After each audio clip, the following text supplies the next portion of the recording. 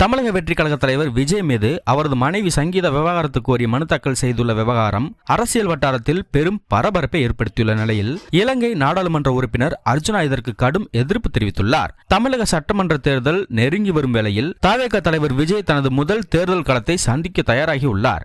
இந்த இக்கட்டான நேரத்தில் அவரது மனைவி சங்கீதா செங்கல்பட்டு நீதிமன்றத்தில் விவாகரத்து கோரி மனு தாக்கல் செய்திருப்பது விவாத பொருளாக மாறியுள்ளது. அரசியல் ரீதியாக விஜய் தீவிரமாக செயல்படும் நேரத்தில் இந்த தனிப்பட்ட விவகாரம் ஏன் இப்போது எழுப்பப்படுகிறது என சமூக வலைதளங்களில் ஆதரவாளர்கள் கேள்வி எழுப்பி வருகின்றனர். இந்த விவகாரம் குறித்து இலங்கை நாடாளுமன்ற உறுப்பினர் அர்ஜுனா ஒரு வீடியோ பதிவை வெளியிட்டுள்ளார். இதில் சங்கீதாவின் முடிவை கடுமையாக விமர்சித்துள்ள இவர் கூறியிருப்பதாவது: 27 வருடங்கள் காத்திருந்துவிட்டு ஒருவர் தனது வாழ்க்கையின் உச்சகட்டத்தில் ஒரு முக்கியமான இலக்கை நோக்கி நிற்கும் போது அவரது காலை வாரிவிட்டீர்கள்.